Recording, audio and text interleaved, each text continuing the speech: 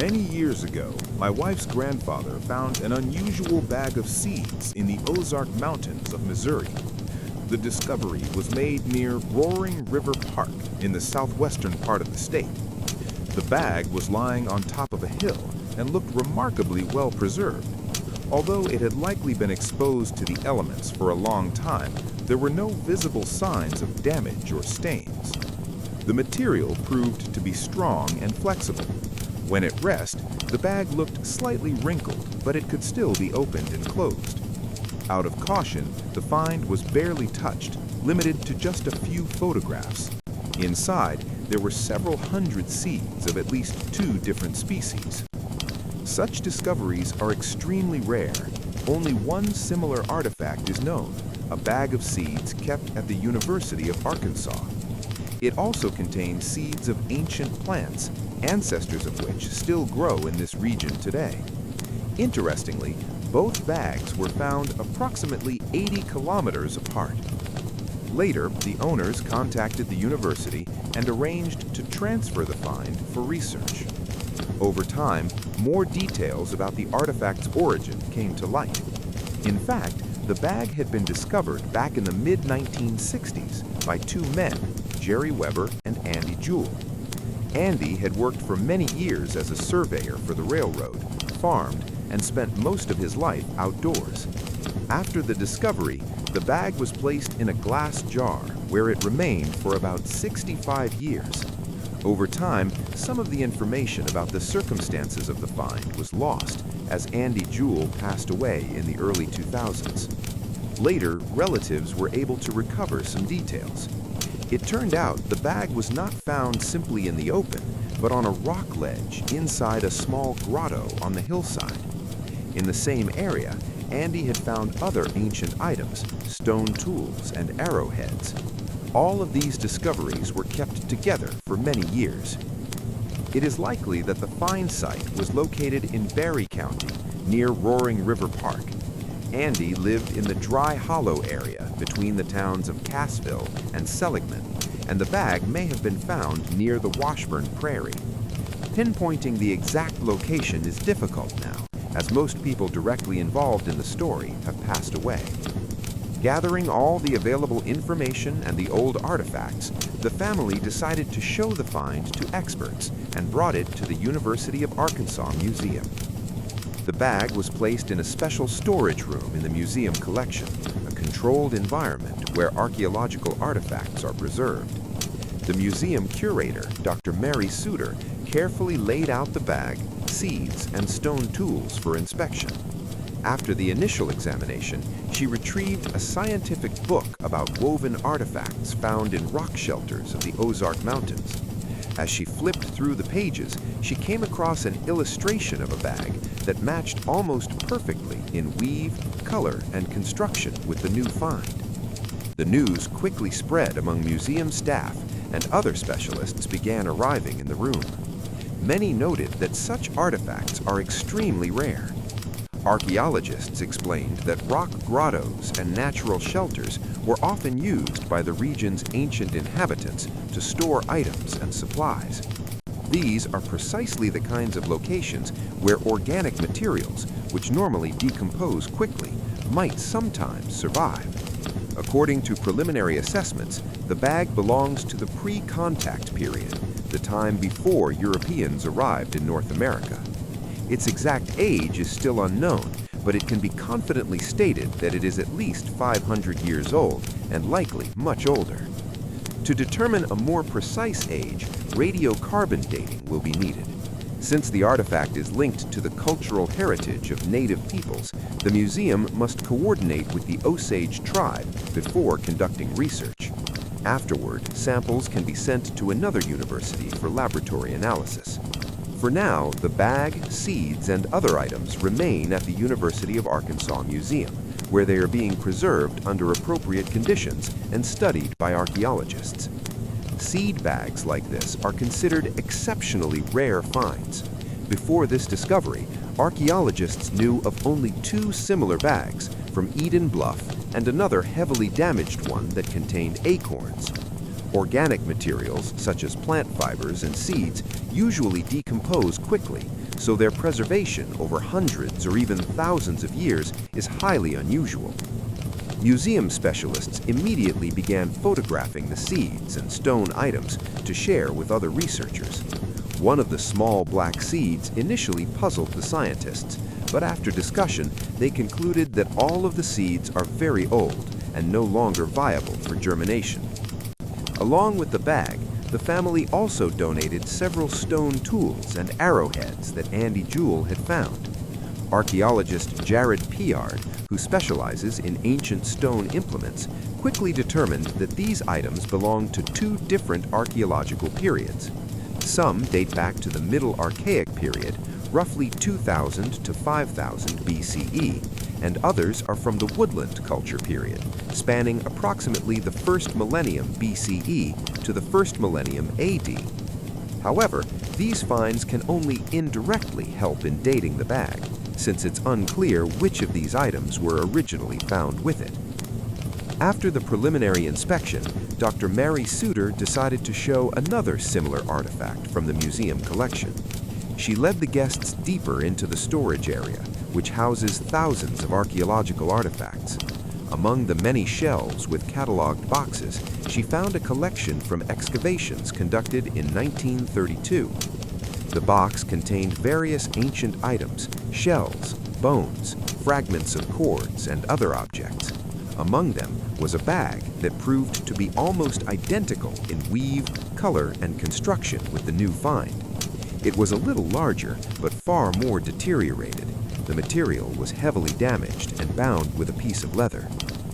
Inside, the excavation had uncovered only half of an old carved pipe.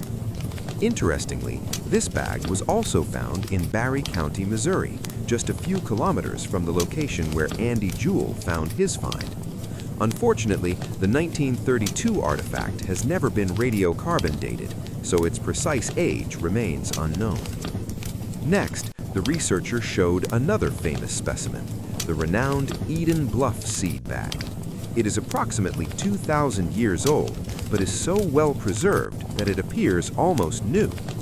Examining the museum collection, you could see a vast number of archaeological finds associated with the ancient inhabitants of the Ozarks. The storage houses ceramics, tools, jewelry, and other items that help researchers reconstruct the history of the region. After all the research, the family decided to formally donate the discovered bag to the University of Arkansas Museum. The artifact was formally handed over to the Osage tribe, considered the custodian of many cultural treasures of the region's native peoples. The museum itself is responsible for preserving and scientifically studying such artifacts. The bag was placed in a specialized storage unit with stable temperature and humidity.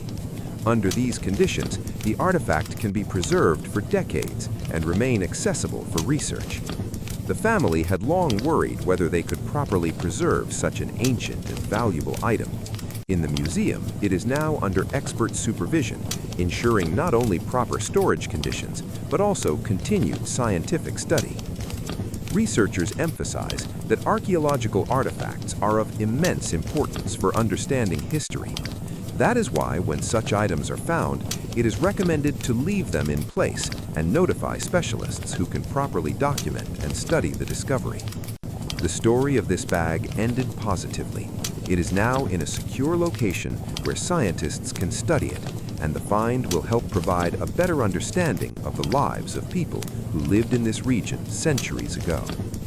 In the future, radiocarbon dating of the seeds and a detailed analysis of the bag's material are planned.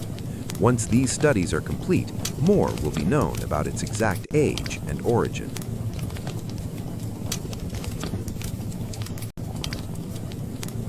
The dog sitter accidentally fed the dogs wood pellets. During our trip, we left our 2 dogs in the care of a dog sitter we found through a specialized pet sitting service. The guy seemed very nice and responsible. Before leaving, we carefully explained all the rules to him. We showed him where the dog food was stored, how exactly to feed the dogs, the proportions for mixing their food, and where all the necessary supplies were kept. In addition, we left a written instruction sheet with all the details so he wouldn't run into any difficulties. On the morning before our departure, we even fed the dogs together with him so he could see with his own eyes exactly how everything was done. It seemed to us that after such an explanation, it would be almost impossible to make a mistake. Throughout the trip, he stayed in touch with us and occasionally sent messages about how our pets were doing. Because of that, we were confident that everything was going smoothly. But one morning, he texted us saying the dogs were refusing to eat their breakfast. We didn't think much of it, since that sometimes happens when the owners are away from home. When we returned home, the first thing I noticed was the strange appearance of the food in their bowls. Normally, we don't just give them dry kibble. We pour hot water over it, add a bit of goat's milk, and mix in a digestive prebiotic. The result is a mixture that looks like a dark porridge. But this time, something looked completely wrong. It was much darker than usual and had an unusual texture. I asked my husband what that strange mass in the bowls was. Soon it became clear that the problem was much serious. When we went upstairs, we saw that the dogs had vomited on our bed. The sight was very unpleasant, but even worse was realizing that there were strange pieces mixed in with the vomit. That's when we understood what had happened. The dog sitter had accidentally fed the dogs wood pellets meant for a grill, mistaking them for dog food. These pellets were stored in a large bag on the floor in the pantry. The package clearly said grill pellets in large letters. Right next to it was the container with the dog food, which was also clearly labeled. Apparently, on the first night after we left, the dogs ate those pellets. After that, they started feeling unwell, which is why they refused food afterward. Judging by everything, they had gone almost 2 days without eating. We immediately called our veterinarian. Since it was Sunday, the doctor promised to call us back a bit later. In the meantime, we were advised to closely monitor the dog's condition and watch for any new symptoms. At the same time, we contacted a pet poison control hotline. They explained that wood pellets themselves are usually not highly toxic. However, they can cause serious stomach discomfort, digestive problems, or even an intestinal blockage. The situation was complicated by the fact that pellets can be made from different types of wood. Some types of wood can be dangerous for dogs. Among the potentially toxic ones are oak, cherry, plum, prune, horse chestnut, and yew. We checked the composition of our pellets. They contained hickory and maple. In addition, similar blends sometimes include flavorings or even leftover wood from whiskey barrels, which means the composition can be quite varied. That's why we decided not to take any risks and drove to a 24-hour veterinary clinic. Meanwhile, my husband called the dog sitter and told him what had happened.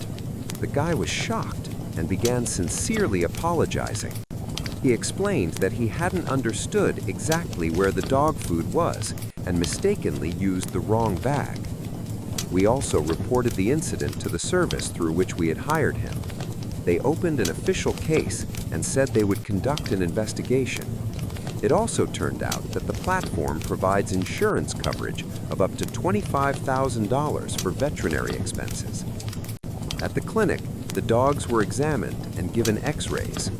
Fortunately, the veterinarians found no signs of an intestinal blockage.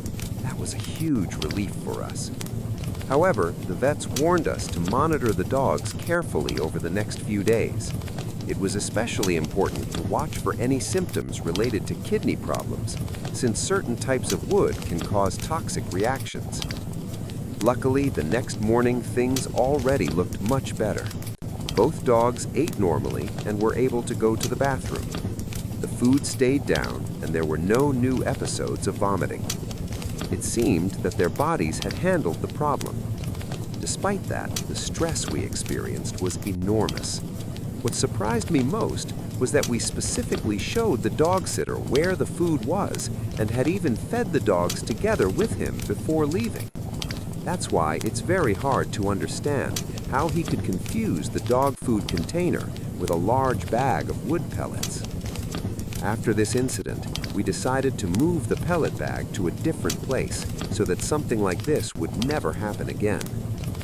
Fortunately, everything turned out well this time, but the story shows just how important it is to be extremely careful when it comes to the health of our pets. My boyfriend tried to put my dog to sleep. I'm 23 years old, and I had been dating my boyfriend, Jay, for 3 years. We lived together in a rented apartment, and overall, everything seemed perfectly normal.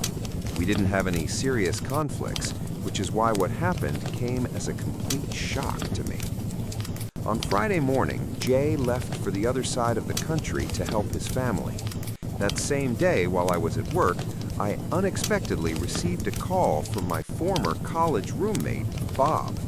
We used to live together at university, and now he works at a veterinary clinic about 80 kilometers from my home. He asked if I had a dog named Stixie. I immediately became worried and said yes.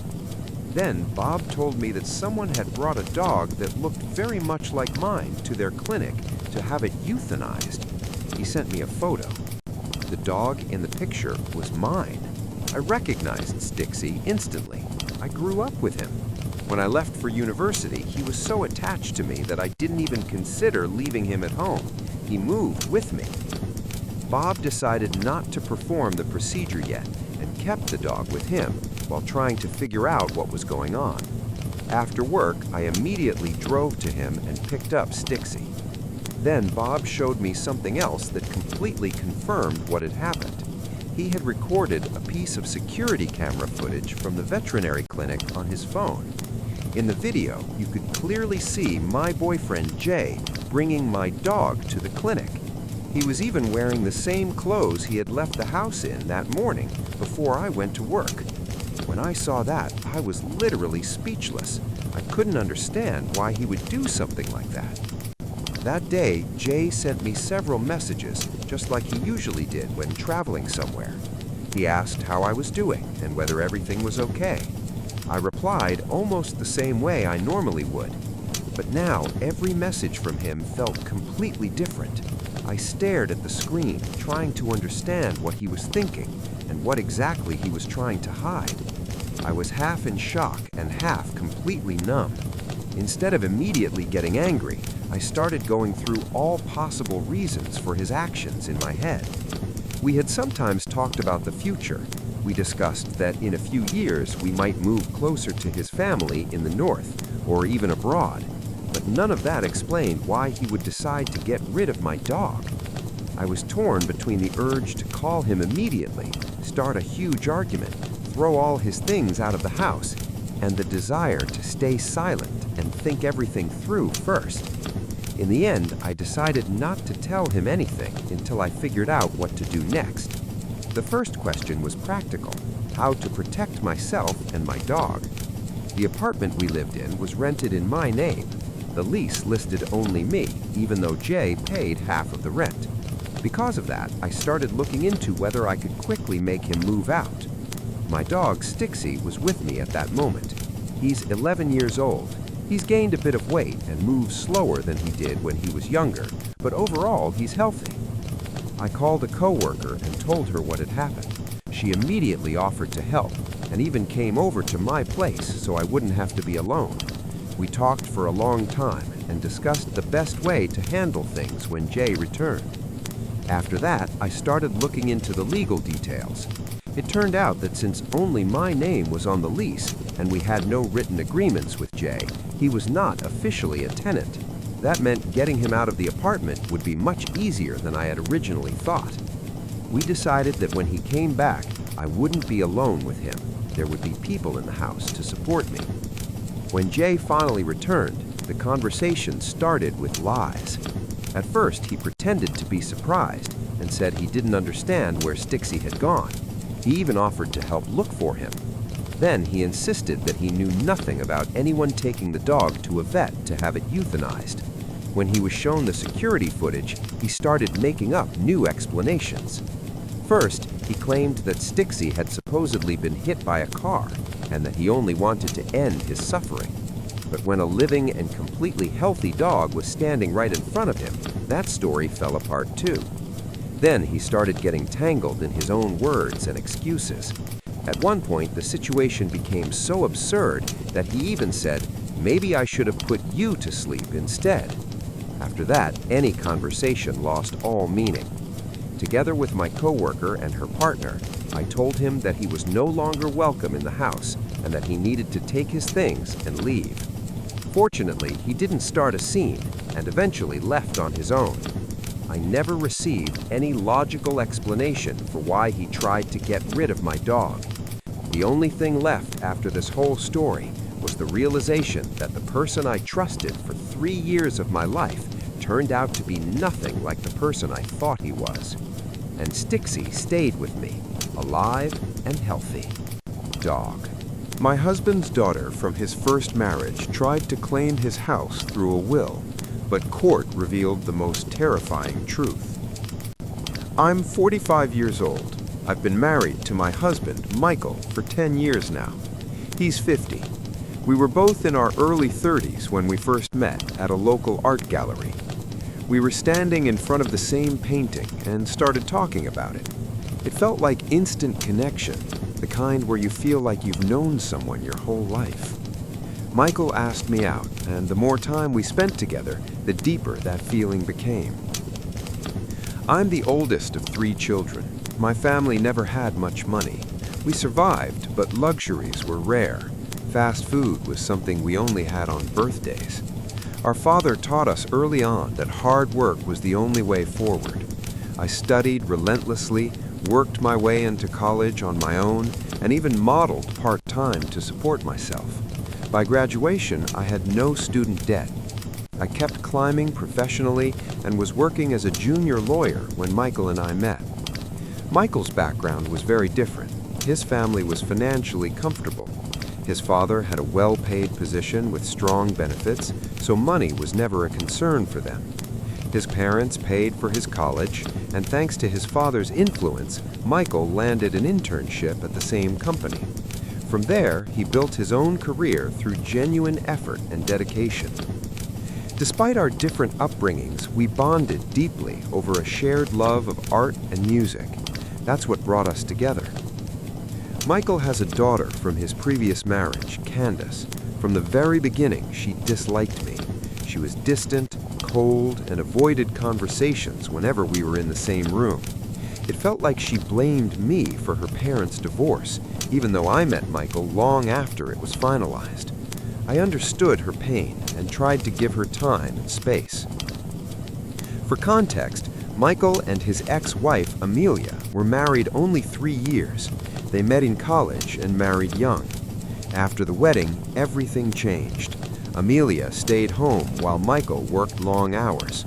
One day, Michael returned early from a business trip and found Amelia in bed with his best friend, Tom. In a single moment, he lost both his marriage and his closest friendship. Devastated, Michael filed for divorce. The process was brutal. Amelia fought aggressively to keep the house, even though it legally belonged to Michael.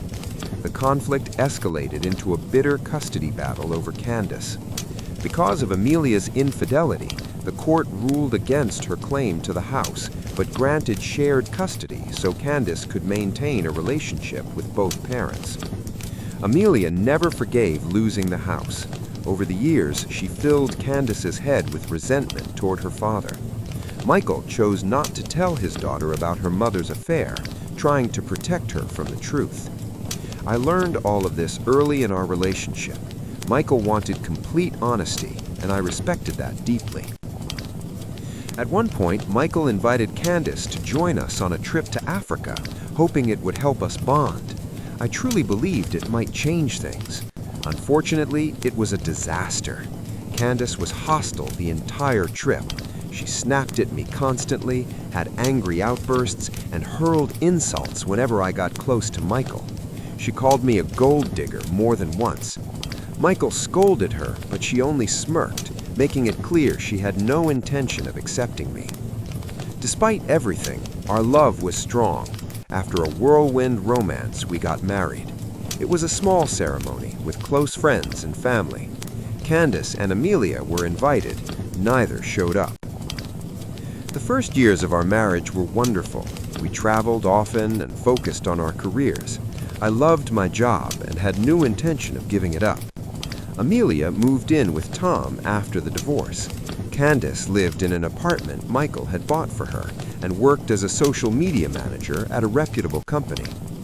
3 years into our marriage, we welcomed our son, Nick. My pregnancy was difficult, and Candace made it worse. Whenever Michael wasn't around, she made cruel comments about my weight and appearance. She told me Michael would leave me because I was fat and disgusting now. It shattered me. When I finally told Michael, he immediately stopped allowing Candace to visit our home. From then on, they only met in public places to protect my well-being. After Nick was born, we were overjoyed. I chose to return to work after maternity leave, and we hired a nanny to help. Financially, we were comfortable, but my independence meant deeply to me. Candace's hostility only grew after Nick's birth. At family gatherings, she would criticize him, mock him, and intentionally upset him until he ran to us in tears. I could tolerate her hatred toward me, but not toward my child. I banned her from our home entirely, and we stopped hosting family events. As we grew older, Michael and I began thinking seriously about the future. We decided to draft wills to put everything in order. Michael had already bought Candace an apartment, so he named me and our son as beneficiaries of the family home. Candace would receive his savings, investments, and remaining assets. I had my own assets, which I planned to leave entirely to Nick. We both felt this was fair and ensured our son's stability. When Amelia and Candace found out about the will, all hell broke loose. I don't know who told them, maybe Michael, maybe his parents, but their reaction was explosive. Amelia called Michael, demanding the house, claiming she was his first wife and deserved it. Michael refused. He reminded her that he paid child support, covered Candace's education, bought her an apartment, and would continue supporting her, but the house was meant for his son. Furious, Amelia sent me a long message filled with insults and threats. I showed it to Michael. He told me not to respond and to block her immediately. The next day, Candace showed up at our door, visibly upset. I knew exactly why she was there. To avoid exposing Nick to conflict, I arranged for my parents to pick him up. Once we were alone, Candace made her demand clear. She insisted that Nick and I give up the house because as Michael's first child, she believed it was rightfully hers. Despite my anger, I stayed silent and let Michael speak. He calmly told her that he had always provided for her and always would. Michael assured Candace that he intended to leave her his savings. However, he also had a responsibility toward me and our son. As his wife, securing the family home for us was his way of ensuring our safety and stability. Candace immediately shifted the blame onto me, claiming that I should be the one to do the right thing. I calmly stated that I fully supported my husband's decision, which only made her angrier. She raised her voice and threatened to take me to court. At that point, I had no desire to escalate the conflict and asked her to leave us alone. As expected, a few weeks later, I received a court summons. Candace and Amelia had filed a lawsuit against me over the property. The claim stated that I had married Michael for his money and manipulated him into leaving me the family home. Michael and I consulted our lawyer, who confidently told us that neither Candace nor Amelia had any solid legal standing. Still, despite his reassurance, I couldn't shake my anxiety, especially because I didn't want our son dragged into this mess. As the court date approached, the tension in our home became unbearable. In court, Amelia's lawyer was relentless. He tried to argue that Michael was obligated to prioritize his firstborn daughter above everyone else. They pushed for a full jury trial to determine ownership of the house. Because we lived in Colorado, a jury trial was indeed required, making everything far more complicated. The looming trial kept Michael and me under constant stress. Amelia's legal team played dirty, digging into our past, searching for anything they could twist against us. Our lawyer did his best, but the pressure was overwhelming. Then something completely unexpected happened. Tom, the same man Michael had caught Amelia cheating with years ago, contacted us and insisted on meeting. Michael had cut him out of his life entirely after the affair and didn't want to see him, but I convinced him to listen. I felt that maybe this could help resolve everything faster. When Tom arrived, we half expected it to be another scheme orchestrated by Amelia's lawyer. Instead, Tom came to confess something devastating. Michael sat frozen as Tom admitted that his affair with Amelia had lasted far longer than anyone knew. It had begun even before her pregnancy. I held my breath as Tom continued. When Amelia became pregnant, she told Tom she believed the child was actually his. However, because Michael was financially stable, she chose to hide the truth and remain married to him. Tom begged her to tell Michael the truth, but she refused every time. I was stunned. Amelia had carried this lie for decades, all while aggressively fighting for the house, knowing full well she was hiding something monstrous. Tom explained that he stayed silent because he believed Amelia loved him, but seeing the pain this lawsuit caused us finally made him realize who she really was. He broke down, crying, and begged Michael for forgiveness. Michael remained silent, completely shattered. I felt a mix of rage and heartbreak watching my husband, a man who had believed his entire life that Candace was his daughter, learn that it had all been built on a lie. I had tolerated Amelia's cruelty and Candace's insults for years in the hope of maintaining some semblance of peace, but now there was no point in staying quiet. I immediately contacted our lawyer and shared Tom's confession. He explained that for it to hold weight in court, we needed concrete evidence, a DNA test. So we invited Candace over for dinner under the pretense of reconciliation. The plan was simple: discreetly obtain a glass or utensil for testing. Candace agreed to come, though she behaved exactly as she had always had, rude, cruel, and demeaning toward both me and my son. She mocked us, confident that she and her mother would win the case and that I would soon lose everything. I stayed silent, hoping this would be the last time we ever had to endure her behavior. After she left, we immediately handed her cup to our lawyer. On the morning of the court hearing, we received confirmation. Tom had told the truth. Candace was not Michael's biological daughter. I felt a wave of relief, followed immediately by deep sorrow for my husband, who had been manipulated and deceived for so many years. I told our lawyer I was ready to testify. He agreed it was the best course of action. Standing before the jury, I felt a storm of emotions: anger at Amelia's deception, compassion for Michael, and fierce determination to protect my family. I answered every question honestly. I spoke about my background, my career, and how I had never depended on Michael financially. I described the years of emotional abuse, mockery, and humiliation I endured from Amelia and Candace. Screenshots were presented as evidence. I explained how Candace had refused to attend our wedding and later verbally attacked our son. Then I revealed Tom's confession to the jury, the truth about Candace's paternity and the secret Amelia had hidden for decades. Candace stared at me in disbelief, whispering urgently to her lawyer.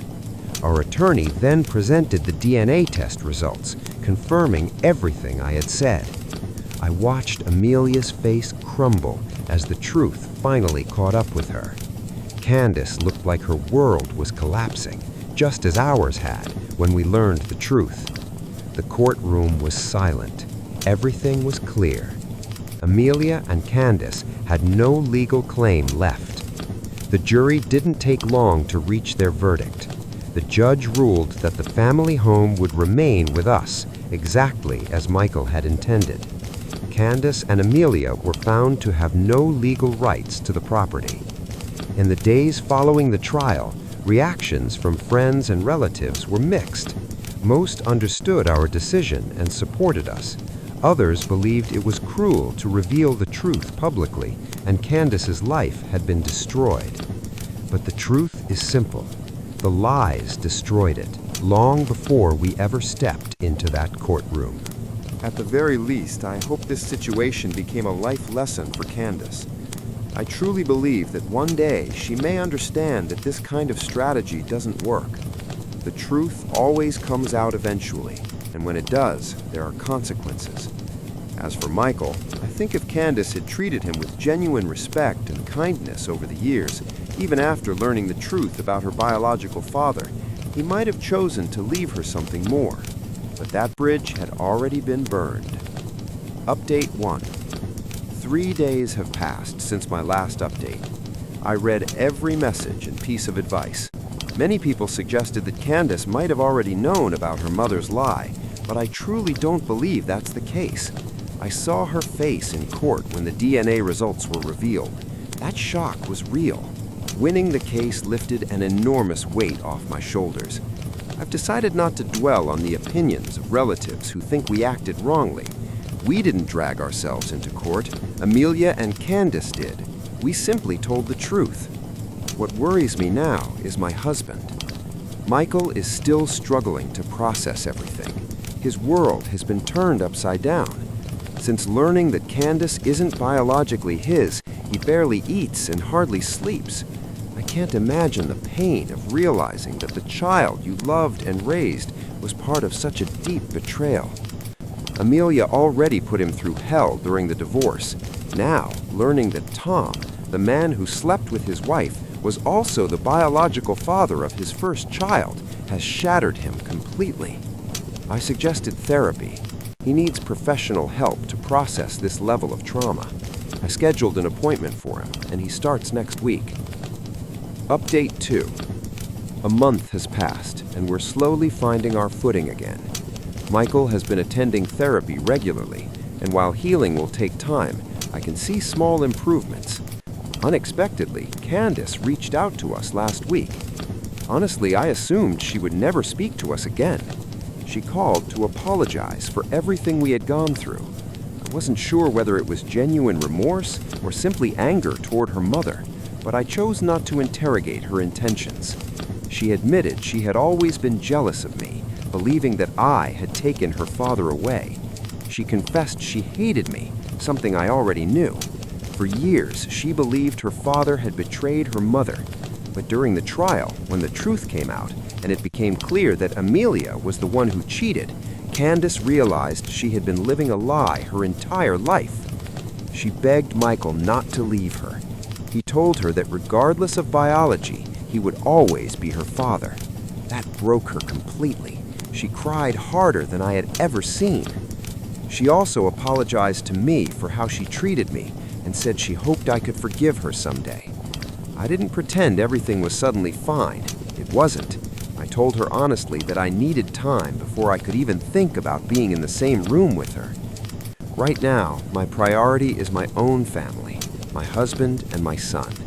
During the court battle, my child didn't get the attention he deserved.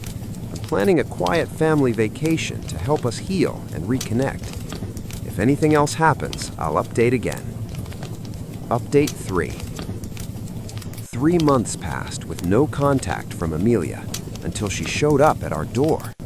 I hesitated to let her in, but I didn't want a public scene with neighbors listening. We made it clear that any outburst would result in the police being called. She came in tears. Tom had left her. He told her to move out by the end of the month and made it clear he no longer wanted to marry her. She had nowhere to go. She wanted to move in with Candace, who had absolutely refused. We learned that after the trial, Candace completely cut off contact with her mother, blaming her for years of manipulation and lies. Amelia came to us, hoping we would convince Candace to let her stay. Before I could even respond, Michael finally snapped. For the first time, I saw him truly lose his composure. He told Amelia that the apartment was bought solely for Candace, and only Candace had the right to decide who lived there. He reminded Amelia that she had never apologized for the affair, and now expected help. He said he was glad Tom had finally seen her for who she really was, and walked away. Amelia tried to justify herself, saying she was afraid of being thrown out while pregnant if she had told the truth back then. I couldn't listen anymore. We gave her a chance to speak, but there was nothing left to say. I asked her to leave.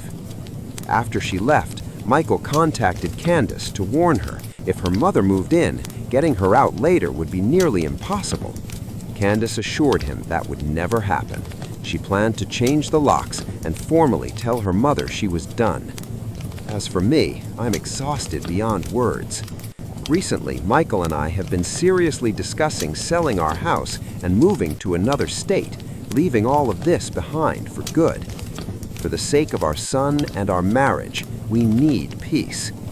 The decision isn't easy, but after Amelia's visit, it became clear that she would never stop trying to insert herself into our lives. Michael agreed.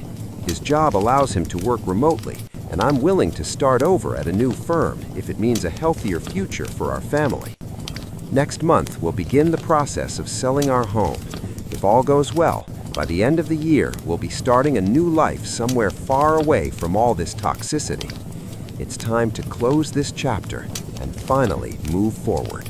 My husband secretly booked business class tickets for himself and his mother for our honeymoon, leaving me with a seat in economy class. So I exposed him right there in the airport lobby, in front of everyone. I'm 32 and my husband Van is 36. We got married recently. We had been together for 4 years and engaged for 8 months. I met him when I was 29. At the time, I worked as a bar manager, and he used to come in regularly as a customer. We started talking, and eventually he asked me out. I turned him down at first, but he kept coming back to the bar, always finding excuses to chat with me. My coworkers joked that it was kind of sweet. Eventually, I decided to give him a chance, and from there, everything took off. Van is, in many ways, wonderful. He's affectionate, kind, emotionally mature, financially independent, and always plans our dates. The only issue I ever had was his mother, Naomi. Before anyone judges me, I want to explain. When I first met her, I actually liked her. Van was 13 when his parents divorced. His father, Matt, cheated on Naomi with a coworker. Naomi was completely devastated. They had been together since college, and she believed they would grow old together. Matt begged for forgiveness, saying he had never been with anyone else and that this was a stupid mistake caused by losing his head. But Naomi refused to forgive him and filed for divorce. What Matt did was awful, but Van was too young to fully understand what was happening. He was just heartbroken watching his family fall apart. He lived with his mother during the week to stay close to school and spent weekends with his father. Despite his mistake, Matt was a good father to Van. He supported him, attended every school event and sports game, showed up for parent-teacher meetings, and most importantly, allowed Van to be himself. Naomi, on the other hand, became extremely strict after the divorce. Van believes her behavior changed because of the betrayal. She became obsessively controlling. According to Van, he wasn't allowed to stay out late with friends, date girls, go on school trips or picnics, be near lakes or pools, sleep over at friends' houses. When he told me about these rules, they sounded ridiculous. Van explained that his mother justified everything by saying she was lonely without him and just wanted to protect him from the world. Unsurprisingly, Van quickly realized he felt much more comfortable living with his father. Matt's rules were simple. Don't stay out too late, and always share your location when going out with friends in case of emergencies. When school trips came up, Naomi would forbid Van from going, but Matt would sign the permission forms and encourage him to participate. This caused massive fights between Naomi and Matt, with Naomi threatening legal action. If Van wanted to hang out with friends, Naomi would say no, so he waited for weekends at his dad's place to finally have some freedom. As a teenager, he grew to hate living with his mother. They argued constantly. She criticized his clothes, his hair, and his friends. He spent most weekdays locked in his room, counting down the days until Friday, when he could escape to his dad's house.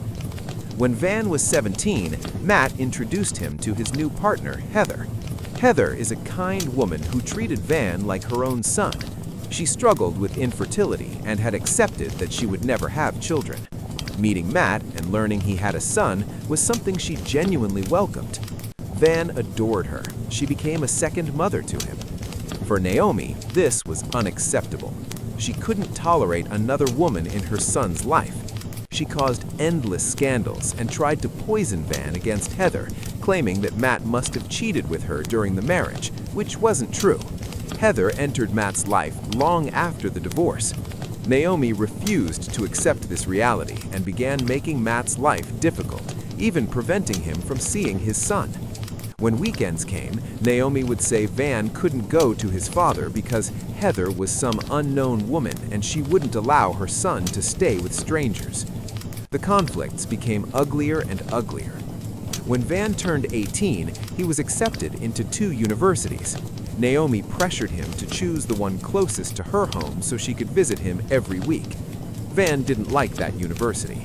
It lacked proper programs in his field. He discussed it honestly with his father. Matt told him he should choose what was best for himself, regardless of Naomi's wishes, but Van was terrified of upsetting her. In the end, he chose the university farther away. Naomi exploded. She screamed that he was abandoning her, that all men were the same. She threatened to kick him out and said she wouldn't pay for his education unless he did what she wanted. Van called his father, and Matt immediately came to help him pack and move out. That was the last day Van lived with his mother. Just to clarify, being someone's +1 meant that Van was expected to take his mother as his guest to various events, for example, company parties or work functions.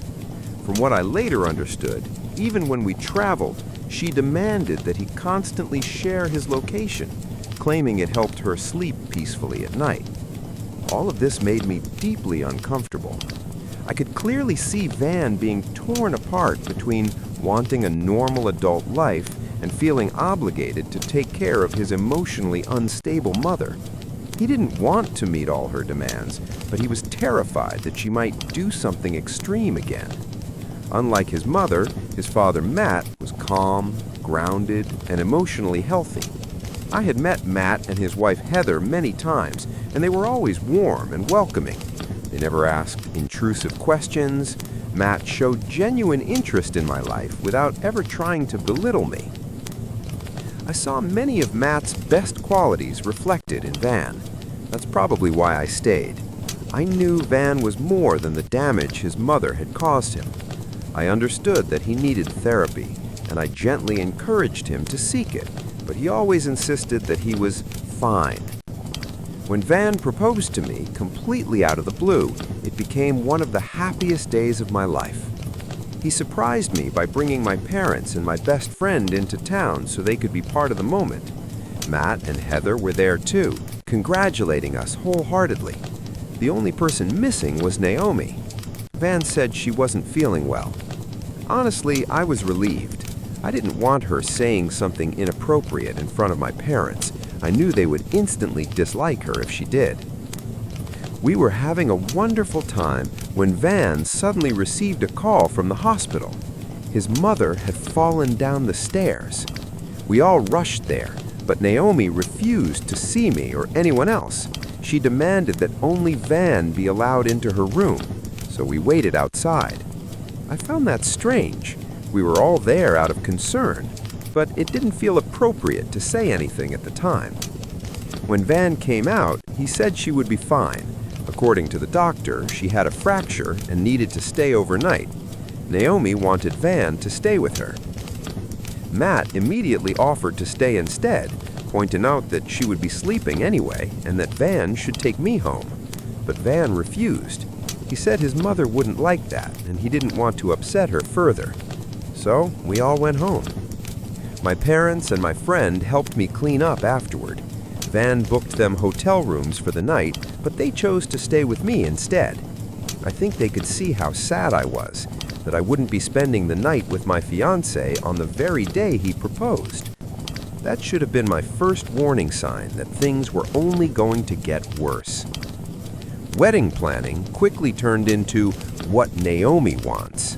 She interfered with my wedding dress, chose the flower girl, commented on Van's suit, controlled the guest list, the venue, almost every single detail. Van and I have long planned our honeymoon in Hawaii, but Naomi insisted that flying that far was unacceptable and that somewhere closer would be much better. That was when I finally tried to set a boundary. I told her calmly but firmly, no. Naomi was shocked and said it was disrespectful to speak to her that way. I replied honestly that the honeymoon was for Van and me, and the decision was ours. She immediately burst into tears, telling Van that I was excluding her, ignoring her, and pushing her out of his life. She accused me of trying to steal her son, which was absurd.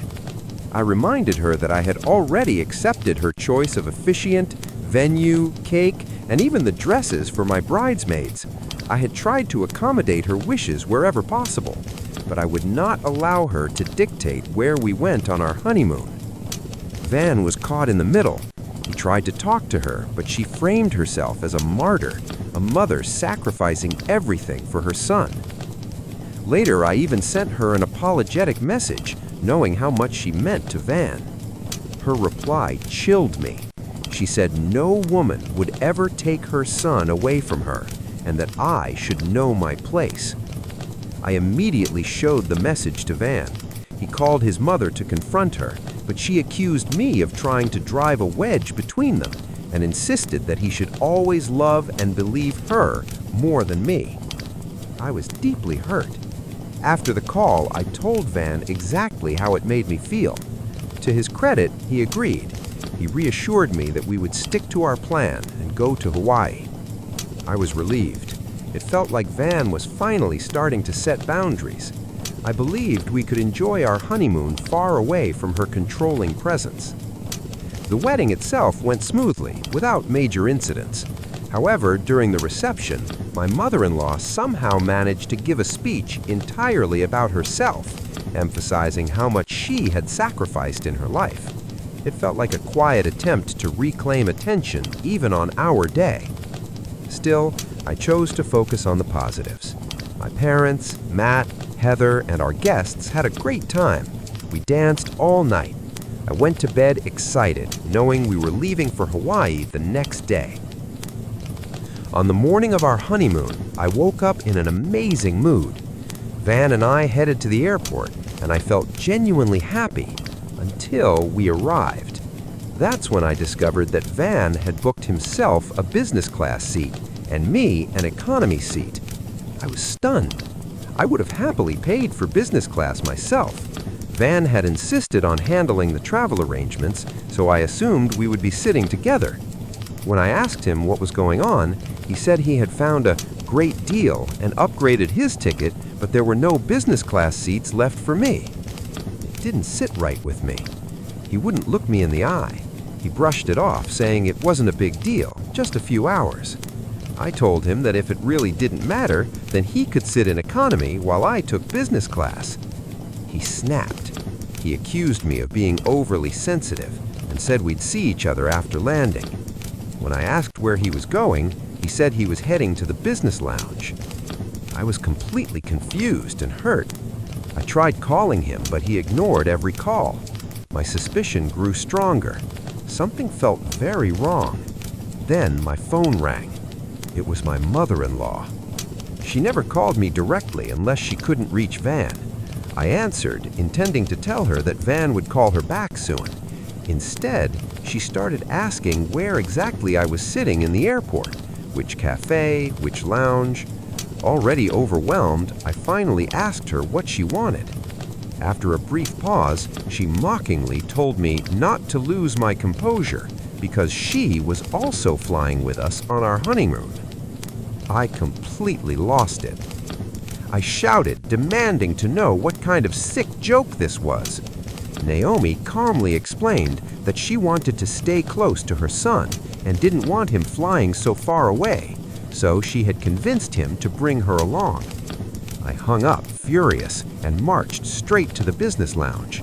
Security didn't want to let me in, but I told them my husband was inside and that I urgently needed to speak to him about his mother. After a long argument, they finally let me through, and that's when I saw Van, sitting comfortably, scrolling through his phone. So his phone had been in his hands the entire time. He had been deliberately ignoring my calls. I walked up to him and he looked up, clearly shocked to see me there with security. He asked what was going on, but I didn't waste time. I asked him directly if it was true that his mother was flying with us on our honeymoon. Van froze.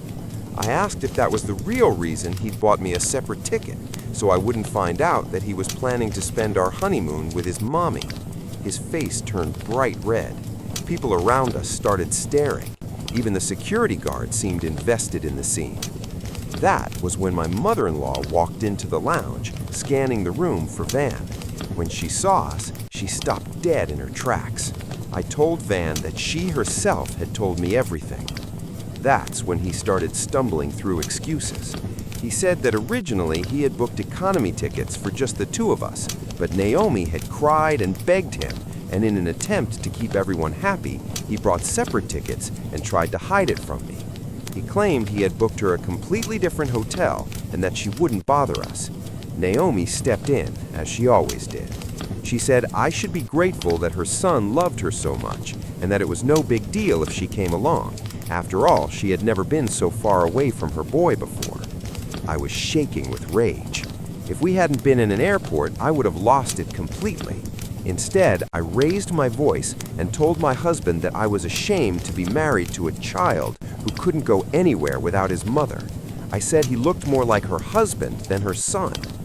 Van whispered that I was embarrassing him in front of respectable people and that we could talk about it after landing. I laughed in his face.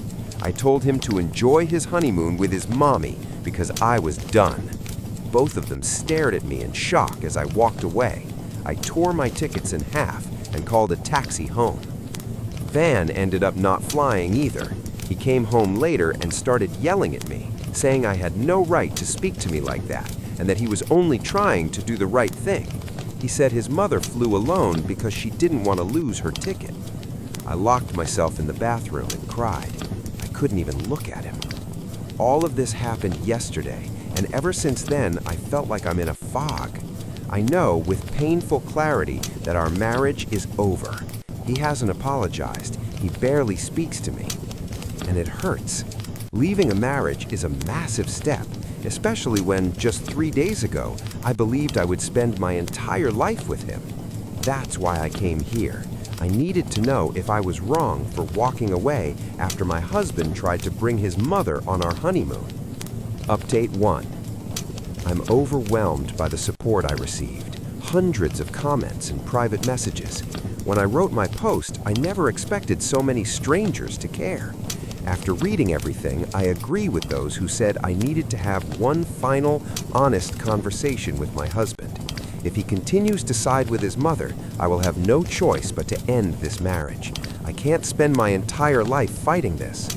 Naomi clearly doesn't care about us, considering she still flew to Hawaii alone, fully aware that all of this chaos was caused by her. I'll update after we talk.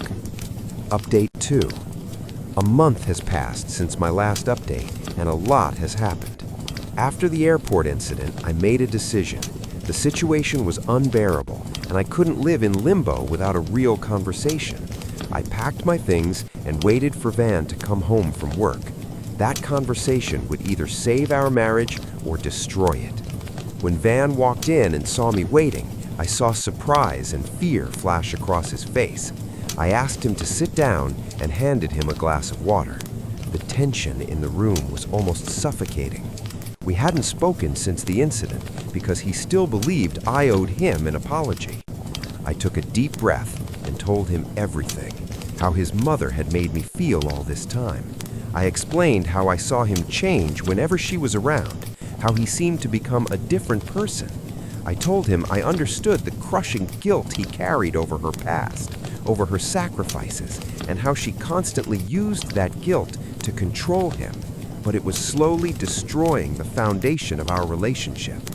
I cried as I explained how deeply she had invaded my life, not just our wedding, but even our honeymoon. I told him I fell in love with his kindness and warmth, but his relationship with his mother was tearing apart everything we had built. When I finished, I saw tears streaming down his face. He admitted he had no idea I felt this way. He said he had spent his entire life caring for his mother, living in constant fear that something terrible might happen to her. He confessed that he had become so used to putting her needs above everyone else's that he no longer knew how to stop. He admitted he knew bringing her on the honeymoon was wrong, but she leaned on his guilt and he gave in, convincing himself it would somehow be better for everyone. I told him that if his mother truly cared about him, she wouldn't have flown to Hawaii alone and left him behind. He nodded and admitted he had been blind to her manipulation until now. He broke down completely, dropped to his knees, and apologized over and over again. My heart shattered. I hugged him, realizing how much internal pain he was carrying. It became clear that he needed therapy, and if he truly recognized his mistakes and was willing to work on them, I was willing to give this marriage a chance. Within the next 2 weeks, Van booked appointments and began seeing a therapist. He also had an honest conversation with his father. Update 3. Matt had no idea how bad things had gotten and was genuinely shocked by how far Naomi had pushed everything. His father told him the same thing I had, that it was time for Van to stop living in constant anxiety over his mother and finally start living his own life without excuses. With the help of his therapist, Van decided to move to low contact with his mother. He understood that he needed space to untangle his thoughts and emotions. It wasn't an easy decision. Naomi was calling him non-stop, as expected. He hasn't told her yet that he's seeing a therapist. He knows she'll completely lose it when she finds out. He plans to tell her this coming weekend and ask for space. If she refuses, he's prepared to block her entirely.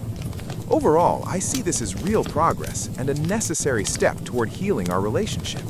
I know the road ahead won't be easy, but for the first time, I feel like we're moving in the right direction. Update 4, 3 months later.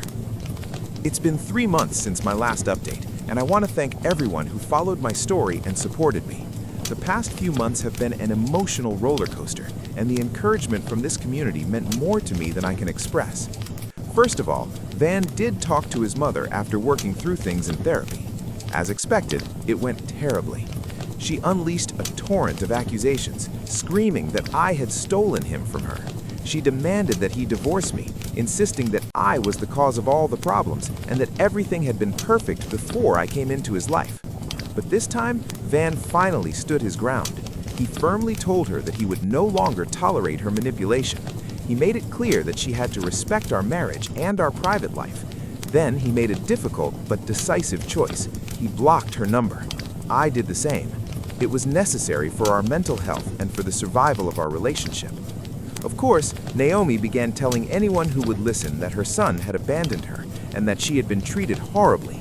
Gossip and rumors reached us through relatives and mutual acquaintances, but we stayed focused on our own lives. Matt, Van's father, played an important role during this time. He checked in on Naomi occasionally to make sure she was safe and taking her medication. After cutting contact with his mother, Van's condition noticeably improved. The constant cloud of anxiety and guilt that had followed him for years finally lifted. We started going on dates again, uninterrupted by endless phone calls. We were finally able to just enjoy each other. As for our honeymoon, Van wanted to make things right. He surprised me with a trip to Hawaii. This time, we both flew business class, and we had the calm, romantic vacation we had originally dreamed of. It was a beautiful trip, one that helped us reconnect and create a positive memory where there had once been so much pain. Overall, I feel happy and optimistic about our future, despite everything we've been through. My husband's growth and the effort he's putting into our relationship are impossible to miss. If anything new happens, I'll be sure to post another update. My parents are filming my life. My parents and I travel around the country in an RV. They post our lives online, and I hate them a little more for it every single day. When I was around 7, my parents decided to live in a camper and travel across the US. My dad works remotely, and my mom is a lifestyle blogger. She's not super famous, but popular enough that sometimes people recognize us in public.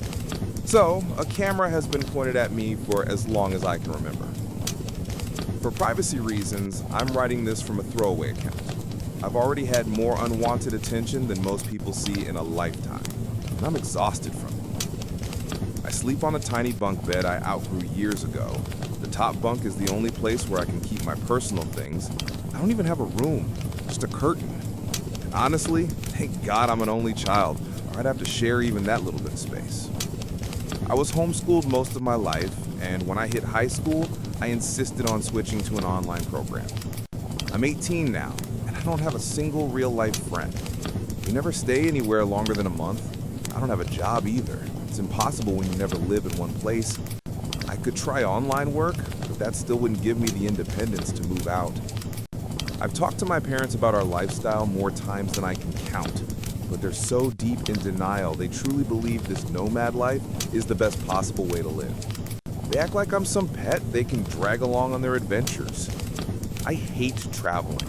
I can't stand the heat, the bugs, or the endless hiking. I'm sick of sleeping in different parking lots every week.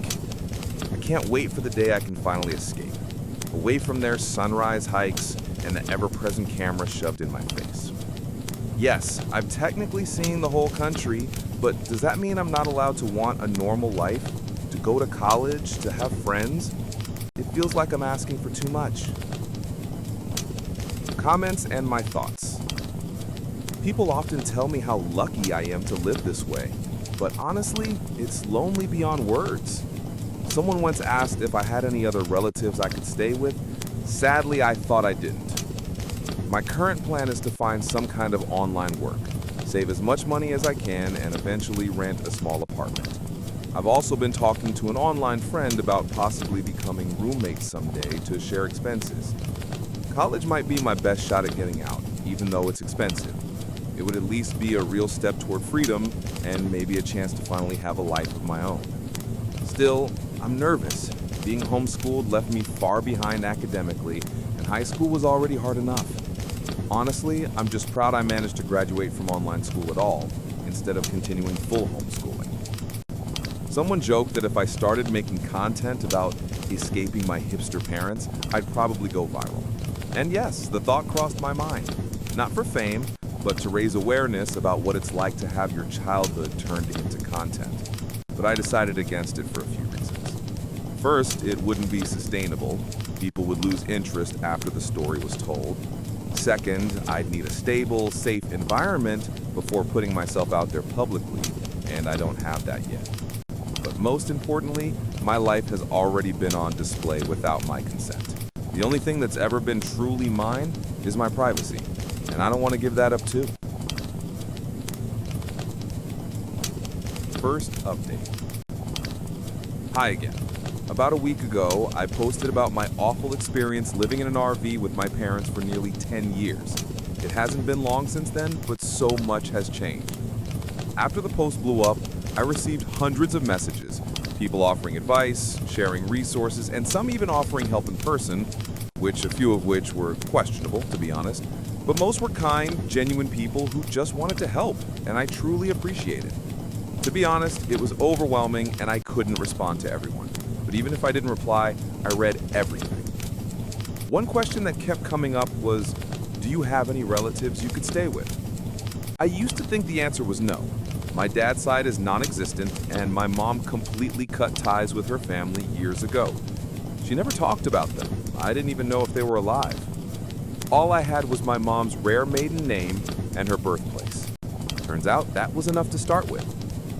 It's ironic. I've always kind of hated the internet because I never had a choice in being online. My life was public without my consent, but for once, I'm genuinely grateful it exists. With some effort, I managed to find information about my mom's family, including my grandmother's old Facebook profile. It took a while to work up the courage, but eventually I messaged her. I told her about my mom, about myself, and about my situation. I won't share the details of why my mom cut contact with her family. That's not my story to tell. But my grandmother was shocked to learn she had a granddaughter she never knew existed. She was even more horrified to find out how I'd been raised. Through her, I discovered that I have an aunt and an uncle. My grandmother told them everything, and now I'm in touch with all three of them. They all want to help me get out, and since I'm legally an adult now, it's finally possible. I won't reveal too many details for safety reasons, but I've already arranged to move in with my aunt. She lives in a big city on the West Coast, a place full of opportunities for college and work. And yes, I'm planning to enroll in college soon, which feels surreal but exciting. My uncle has kids of his own, but my aunt lives alone and offered me her spare room for as long as I need it. She even bought my train ticket herself. I already have enough money to make it to the station. It still feels strange to say it out loud, but I'm talking to my family now. Real family. I'm still figuring out how or if I should tell my parents. My mom doesn't even know where her relatives live, so even if I said who I'm going to, she wouldn't know where that is. Some people suggested that if I decide to leave without telling them directly, I should leave a note or a short video explaining that I left willingly, just in case they make it sound like I was taken. That's probably what I'll do. Funny, isn't it? After all those years of being filmed, I might end up recording a video for myself, the only one that actually matters. As for my mom's content, I've been keeping quiet whenever the camera's on. Thankfully, neither of them has noticed anything unusual yet. Before I end this, I want to make one thing clear. Most of the people who reached out were kind and helpful, but if you tried to guess who I am, luckily commenters called them out and they deleted their posts. Some even messaged me privately trying to figure it out. I get the curiosity, I do, but I made this post anonymously for a reason. I've had enough attention to last a lifetime, and I'm done with it. So please, even if you think you figured out who I am, don't share it. Let me keep what's left of my privacy.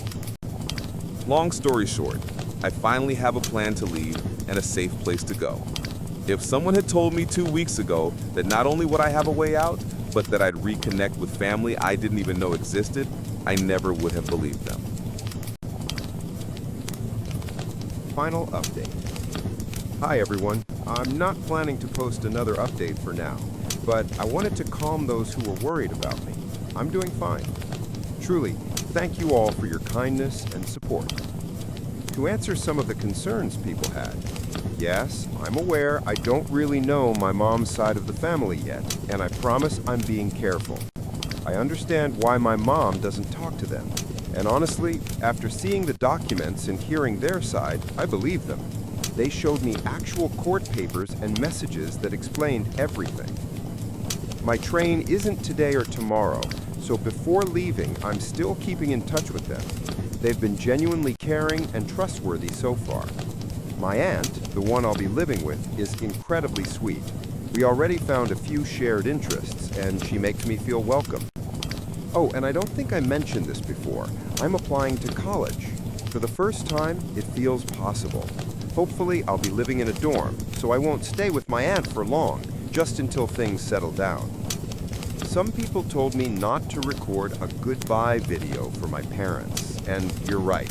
It would only be used for their content. I was angry and hurt when I thought about doing it, but I've realized it's not worth it. Maybe one day I'll talk to them face to face, but not now.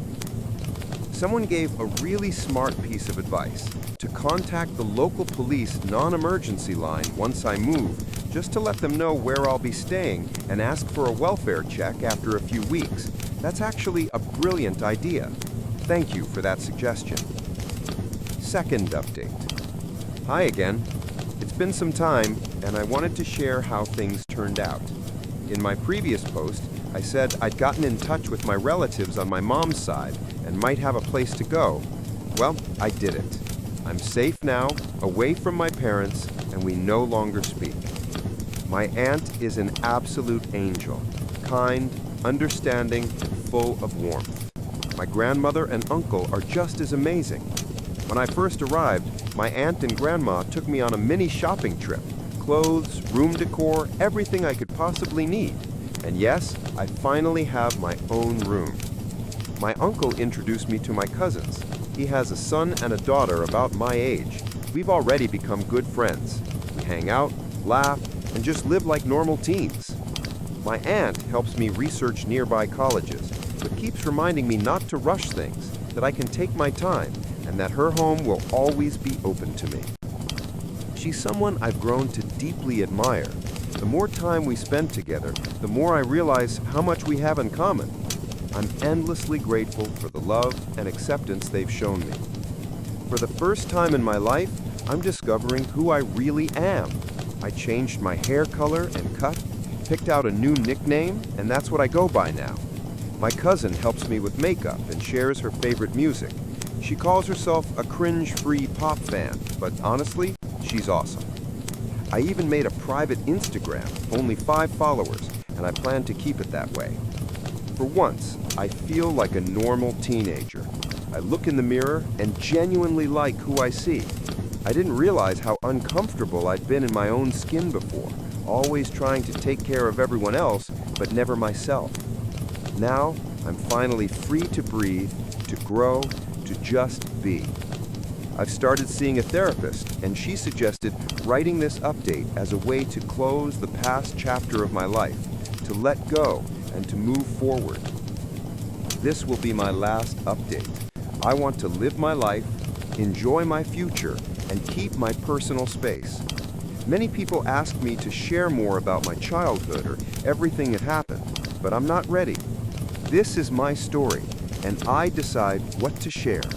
For the first time, I have control over who knows what about me, and I'm not giving that up. I'm truly happy now. I'm safe, I'm making plans, thinking about my future, and discovering who I am beyond the image my parents created. Thank you all for your kindness, advice, and compassion.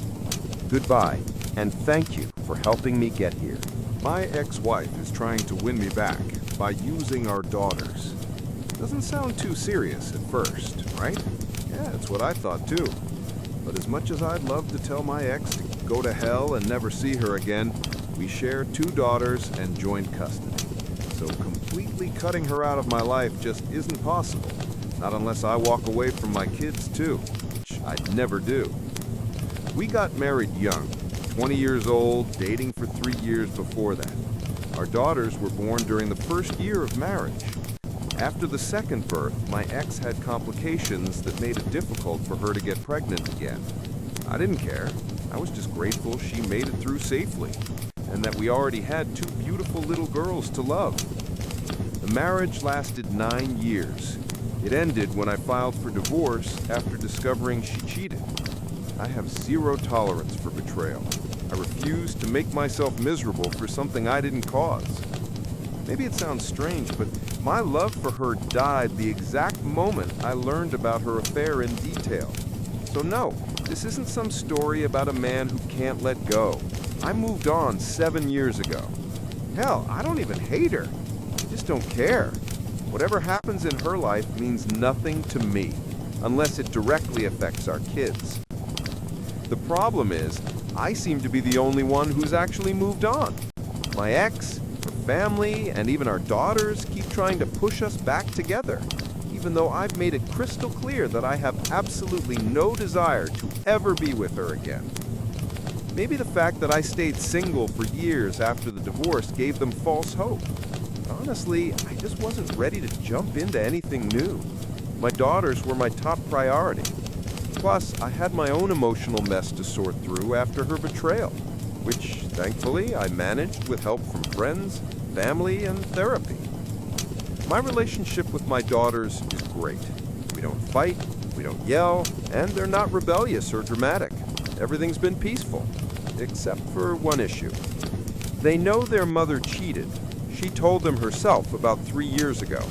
Since then, I think she's been feeding them her version of events. I've asked her countless times to stop. It doesn't help anyone, least of all the girls. But instead of stopping, she just got sneakier about it. Since the divorce, she hasn't dated anyone, or even tried. I guess she thinks that makes her look noble. But honestly, I find it insulting. She could cheat on me while we were married, but now she's suddenly living like a saint? Whatever, that's her problem, not mine. For years, I could ignore the little comments my daughters made about their mom. How good she looks now, how happy she seems, the photos she just happened to show them where she's clearly dressed up to impress. But lately, things have gotten worse. Why? Because I started seeing someone. Clemence isn't the first woman I've dated since the divorce, but this is by far the most serious relationship I've had since it ended. She's 8 years older than me. We actually knew each other for about 4 years before anything romantic happened. We shared a hobby, became close friends, and eventually realized there was more between us. And yes, I genuinely love her. It even surprised me when I realized it. I honestly thought my ex's betrayal had broken something inside me, that I'd never be able to love again the way I once did. At first, my daughters didn't know much about Clemence. Just like my previous relationships, I kept things private. But eventually, they started coming home earlier than expected and began seeing her around. Nothing inappropriate ever happened, but soon came the sighs, the cold looks, and the questions. What is she doing here? Don't you think it's unfair to Mom?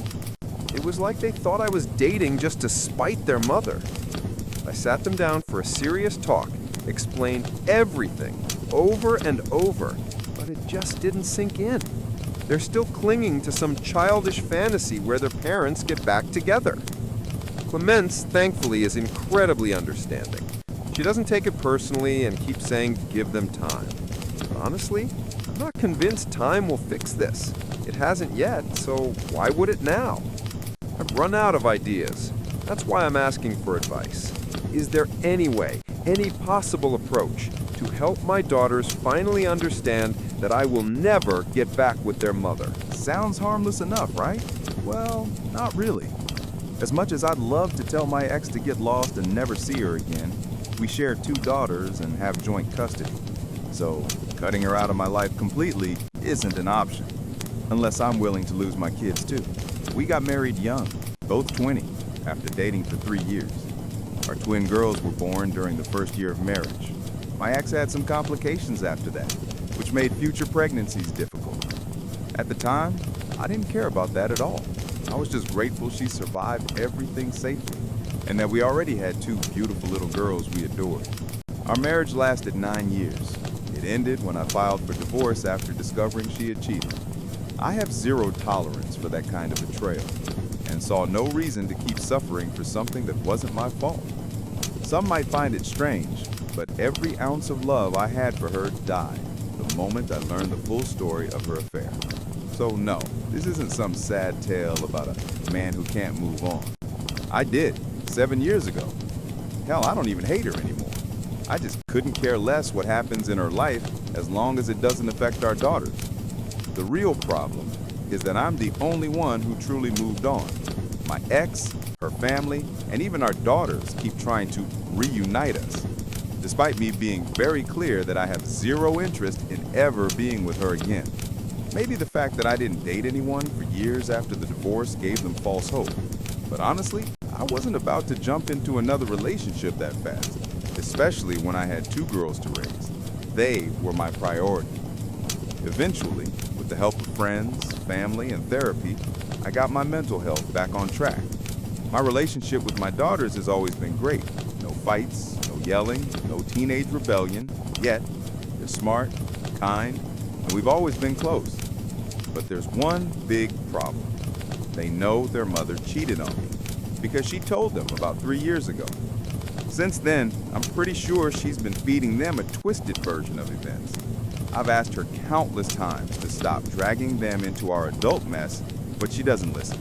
She hasn't dated anyone since the divorce, hasn't even slept with anyone apparently. She thinks that makes her look noble. Personally, I find it insulting. When we were married, she was sleeping with someone else, and now she suddenly can live without intimacy for 7 years? whatever, that's her problem.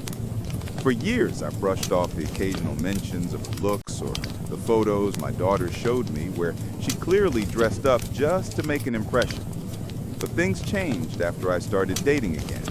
My girlfriend Clemens isn't my first relationship since the divorce, but she's definitely the most serious one. She's 8 years younger than me, and we'd known each other for 4 years before we started dating. It grew naturally, from friendship into something deeper. And honestly, I love her. I didn't expect that. I thought my ex's betrayal had broken something inside me, that I'd never be able to love again. Turns out I was wrong. At first, my daughters didn't know much about my relationship with Clemens. Then they started showing up at my house earlier than scheduled, sometimes finding her there. We were never inappropriate, just living our normal lives. But soon came the questions. What is she doing here? Or, that's not fair to mom. It's like they genuinely believe I'm seeing someone just to hurt their mother. I've had long, honest talks with them, but they just don't seem to get it. They can't let go of the fantasy that their parents might reunite someday. Thankfully, Clemens is understanding. She says the girls just need time, though I'm not sure that will help. It hasn't so far. So yeah, I came online looking for advice. Maybe someone out there knows how to help my daughters finally understand that no matter what happens, I'm never going back to their mother. When I try explaining that you can't be faithful to someone you're no longer with, they just ignore it. I've begged my ex countless times to stop manipulating the girls and keep them out of our adult issues, but she doesn't care. At one point, I even considered going to court to get full custody, but was advised it probably backfired. The truth is, my daughters know why we divorced. They know their mother cheated. I usually don't recommend telling kids something like that, but mine are old enough now. The problem is that their understanding of the story is based entirely on her version, filled with excuses and self-pity. A year ago, I finally tried explaining my side, only to find out she had already told them years before, when they were around 13. They know what she did, but they can't comprehend it emotionally. To them, their mother has always been loving and caring. They can't imagine her cold and distant like she was during the affair. Back then, she completely shut me out. Not just physically, but emotionally. She stopped doing little things. Morning kisses before work, random hugs, shared jokes, all gone. I realized something was off, and eventually, with a close friend's help, uncovered the truth. She had been giving all that affection to someone else. I'll never forgive that. My daughters don't understand why, and honestly, I don't want them to. No child should ever have to carry that kind of pain. So when they talk about regret, forgiveness, or getting back together, I just can't relate. Where was all that love when it mattered? Update. It's been a while since my original post. A lot has changed. My daughters actually found that post by accident. I had no idea they were even on that site. One day, I came home from work and found them both in tears. They ran to me, hugged me, and begged me to forgive them. Apparently, they'd read one of my comments and learned the full extent of their mother's affair and how deeply it hurt me back then. We went through a lot of therapy together. Honestly, I never blamed them. They were just kids, manipulated by their mother, who used their love as a weapon. After a few months of family therapy, the psychologist told us we no longer needed weekly sessions, just occasional check-ins. My daughters and I became closer than ever. Their relationship with their mom, though, took a hit, understandably. I told them not to dwell on her mistakes. I've long since made peace with what she did. That's also something we worked through in therapy. I eventually had a serious talk with my ex, made it absolutely clear that the getting back together nonsense needed to stop. Whether she listened or not, I don't know, but at least she stopped bothering the girls with it. Or maybe they've learned to tune her out. Either way, as long as my daughters are okay, I don't care what she's doing. As things settled, Clemens and my daughter started bonding, really bonding. They started talking to her more, even asking her for advice on girl stuff. The first time I saw that, I nearly cried. Not long after, Clemens and the girls surprised me. They organized a private dinner, just the three of us. Then Clemens proposed to me. Yeah, she She beat me to it. I was stunned, but happier than I had been in years. Not just because of her proposal, but because my daughters helped her plan it. We had a small, intimate ceremony with close friends and family, and now we're expecting a baby. My daughters can't wait to become big sisters, and I honestly can't wait to watch them spoil their new sibling rotten. I stopped a kidnapping while delivering pizza. I work as a pizza delivery driver, and one night turned into one of the strangest and most intense experiences of my life. It was a crazy shift, non-stop orders, driving all over the city without a single real break. I had been drinking water all evening because of the heat, and of course, I didn't make time to use the restroom. By the time I got close to my next delivery, the urge hit me like a truck. Luckily, I was nearly at the customer's address. I thought I'd drop the pizza off quickly, then deal with the problem. But when I pulled up, things immediately felt wrong. I'd been to that neighborhood before, even that house, but this time all the windows were dark, not even the glow of a TV inside. The entire street was eerily quiet. This was a college area, so sure, not many students were around in July, but still, somebody had ordered this pizza.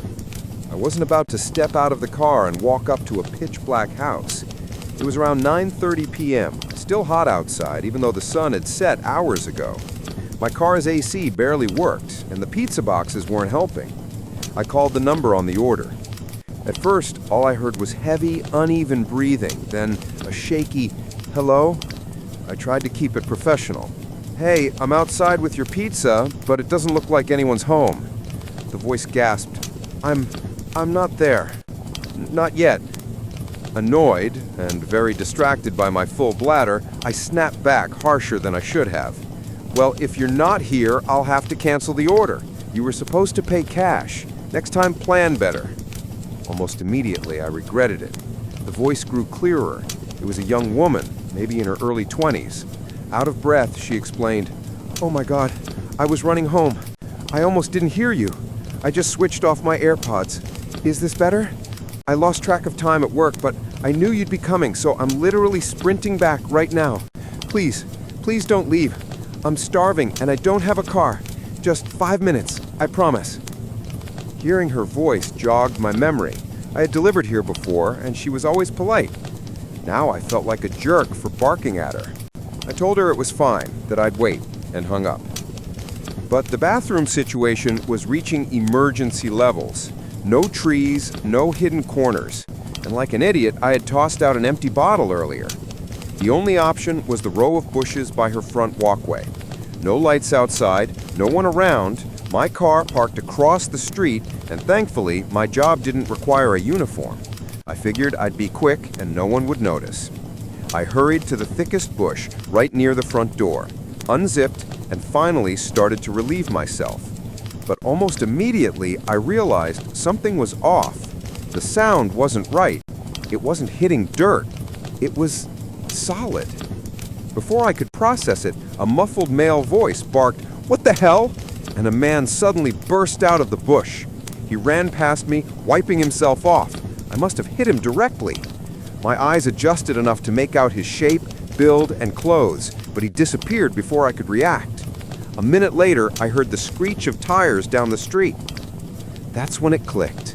That girl had said she was running home, alone, at night, and some guy had been hiding in her bushes by the door. If I hadn't been desperate enough to relieve myself right there, I don't even want to think what might have happened. I was so stunned that I didn't even zip up. I just stood there, frozen, trying to process what the hell had just happened. The reality of it was so terrifying that my brain refused to accept it, desperately searching for some logical explanation that would make it all seem normal. I wondered maybe the bushes led to a backyard and only looked like they were up against the house. Maybe they covered an open basement window or something. But then that voice in my head screamed, "Dude, that guy was wearing a hoodie in 90-degree Fahrenheit. That is not normal. He's bad news. You're in real danger." The thought that I'd been just a couple of steps away from some man hiding in the bushes outside a young woman's home at night sent a chill down my spine. My fight-or-flight response completely broke down, because instead of running, My dumb brain decided to do the absolute worst thing possible. I walked closer to investigate. There had to be a reasonable explanation, right? Some non-creepy reason for a guy in a hoodie to be crouched in the dark shrubs? I circled around, turned on my phone flashlight, and aimed it behind the bushes. But if something looks scary in the dark, trust me, shining a beam of light on it can make it 100 times worse. That's when I saw it. A bag. It was an old, beat-up drawstring backpack, a little damp from, well, yeah, I'd accidentally splashed it. Still in a fog of shock, I reached for it thinking, okay, maybe this explains it. Maybe he's homeless, maybe he was just resting here. But when I opened the bag, reality hit me like a truck. Inside were a sharp hunting knife, a roll of duct tape, and a bottle of pills. At that moment, every illusion I'd been clinging to shattered. My body flipped into full survival mode. Adrenaline and instinct kicked in like never before. Gone was the frozen, confused idiot. I became laser-focused on one single goal: get to the car. I dropped the bag like it was on fire, bolted across the street, jumped into my car, and floored it before the door had even shut. I didn't stop until I hit a red light several blocks away. Only then did I pull over in the lot of a 24-hour pharmacy, shaking uncontrollably, trying to catch my breath. When I finally calmed down enough to think clearly, the first question hit me. Do I call the cops first, or the girl who lives there? I mulled it over for what felt like 10 seconds, but when I glanced at the clock, an entire hour had passed. My brain was still scrambled. Eventually, I told myself, all right, I'm safe in my locked car with the engine running. If anything goes down, I can drive away. But she might not know what's waiting for her. So I started dialing her number. Then a horrifying thought stopped me cold. What if there is no girl? Sure, I was 90% sure I'd delivered here before, but what if I was mistaken? What if the girl on the phone was just bait, a setup to lure me into a trap? Every pizza delivery driver alive has heard of the evil genius case.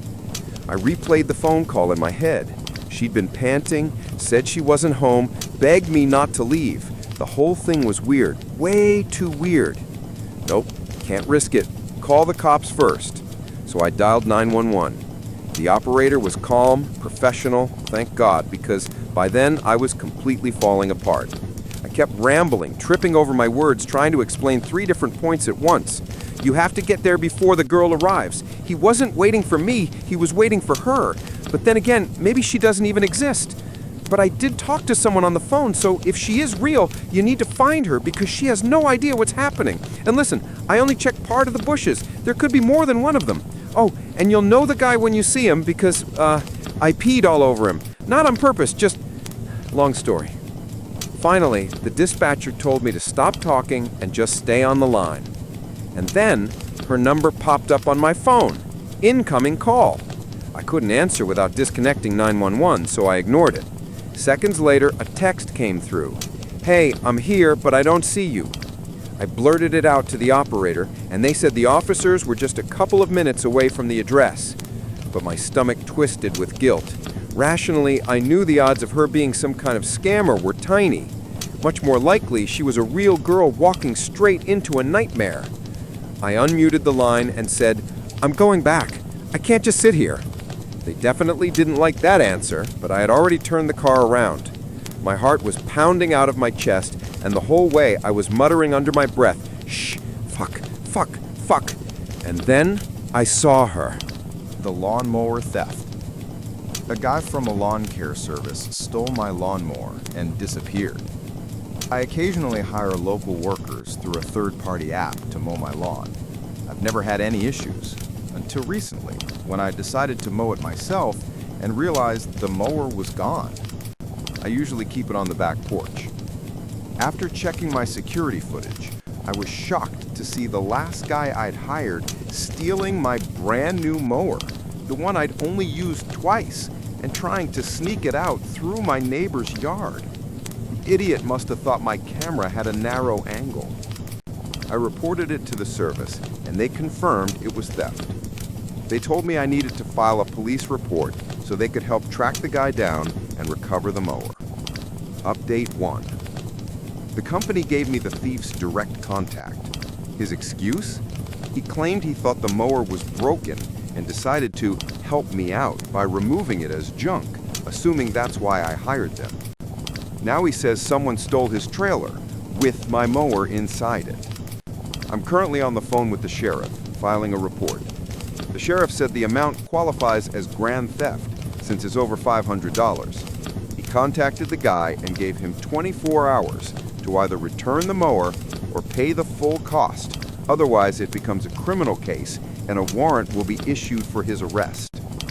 Small-town sheriffs don't mess around. I also posted the theft video on the neighborhood app Nextdoor. Someone messaged me saying they knew his mom and sister and would reach out to them. A few others even found his Instagram. Update 2. Things are getting wild. Someone shared the Nextdoor video on Facebook, and now people who know the guy personally are clowning on him.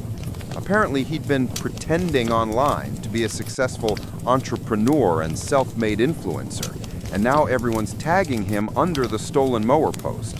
I honestly didn't want to ruin his life. I just wanted my mower back. But then his mother contacted me, begging me to remove the video because it was hurting his business and reputation. I couldn't help but laugh.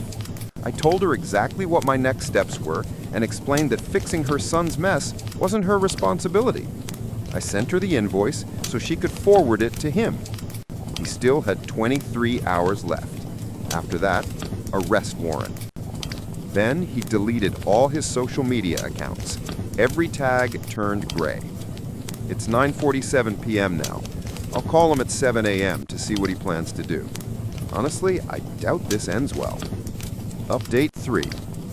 Woke up to 36 missed calls between 1 and 4 a.m.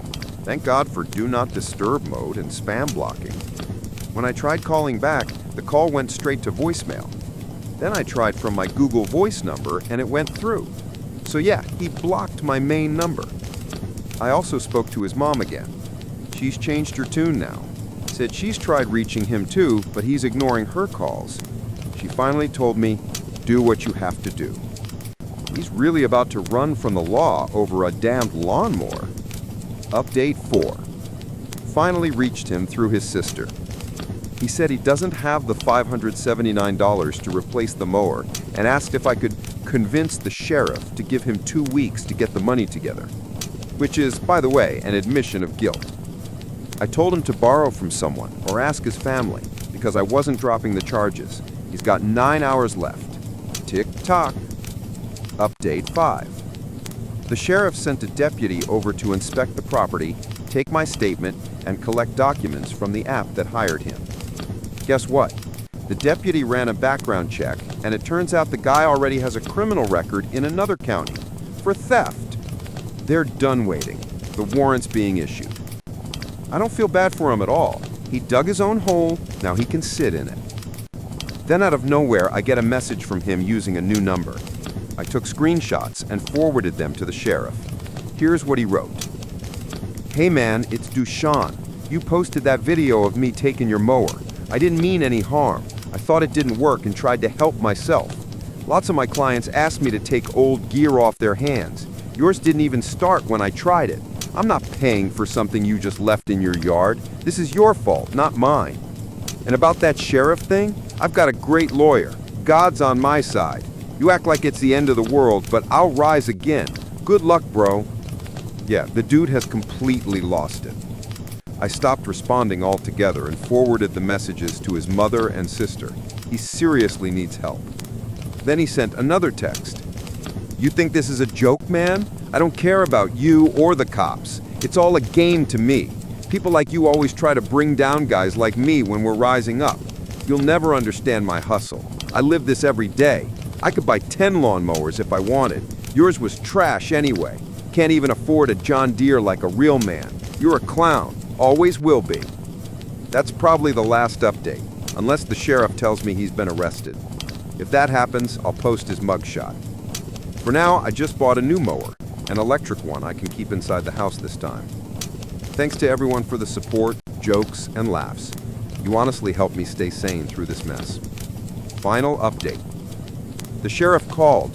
The arrest warrant is active. If his plates get scanned or he's pulled over, he's done. Police don't have his current address, only his mom's. But I gotta say, the sheriff's office handled this incredibly fast. Not sure if I should tell his mother. Oh, and I treated myself today. Bought a new electric mower with a leaf blower, trimmer, and quick charger. It's quiet, clean, and stays in my garage. A corporate lawyer friend read the service's terms and told me I have a solid case. He's taking it pro bono. He even thinks the company will settle out of court to avoid bad publicity. And get this, someone said the thief is in Texas now. Looks like the guy really ran off over a lawnmower. Almost 7 years ago, my family cut me off completely and threw me out of the house. At the time, I was only 22, still working my first job, not financially stable enough to rent on my own. It all happened so suddenly that I had no time to prepare, emotionally or financially. And the reason for all of it was my sister, Hannah. Hannah and I were never especially close. She was quite a bit older than me. By the time she was 27, she married her boyfriend, Pete. They stayed married for about 3 years before she filed for divorce, claiming Pete had been cheating on her with one of my friends. Back then, I was still living with my parents after college, saving money before moving out. Everything at home was fine until Hannah came back one night in tears, declaring she'd discovered Pete's betrayal. According to her, he had been having an affair for 6 months, and somehow it was my fault. The reason? I had introduced Pete to my friend Emily. She had been struggling to gain weight, and since Pete was a certified nutritionist, he offered to help her out. That was it. Hannah twisted that into a story that Emily was the woman Pete cheated with. I was stunned. Emily and I weren't super close, but I knew her well enough to believe she would never get involved with a married man. And Pete, if anything, he always seemed hopelessly devoted to Hannah.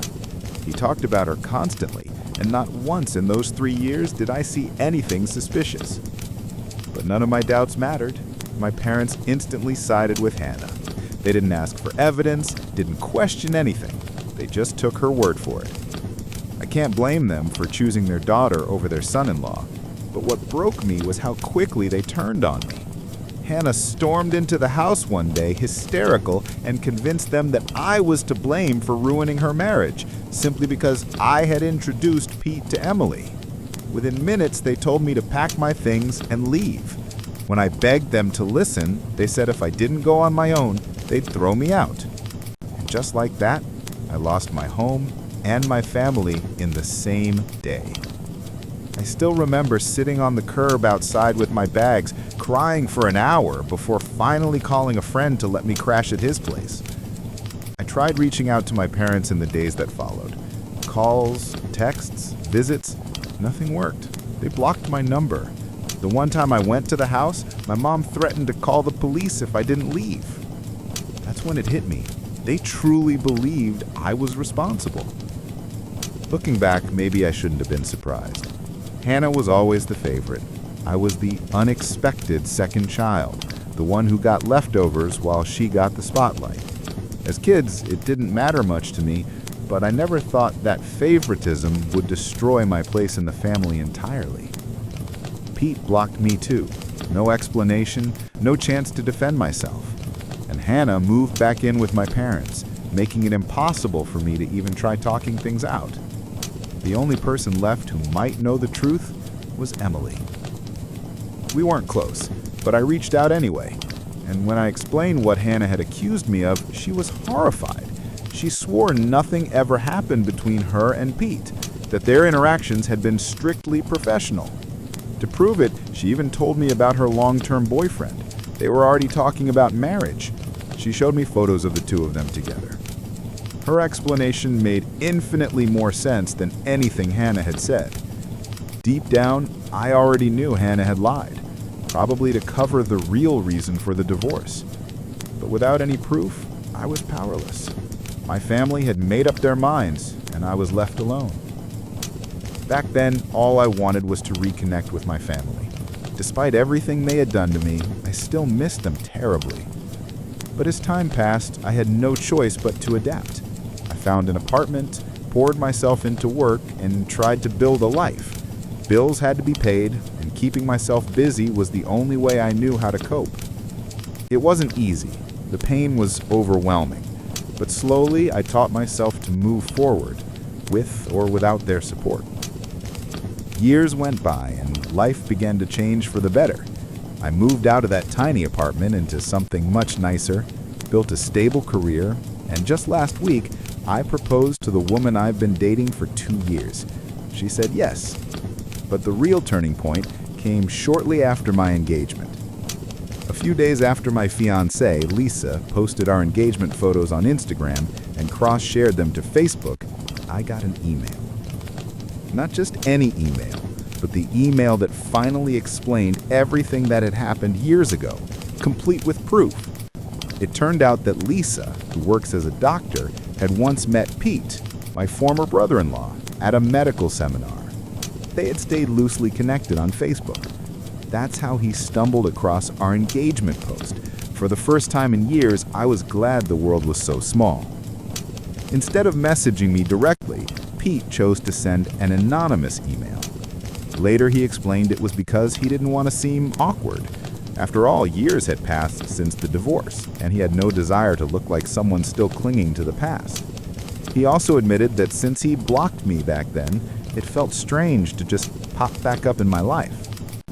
But what mattered was the content. The email laid out the full truth behind the divorce, and it completely shattered the story Hannah had built. It was Hannah who had been unfaithful, not Pete.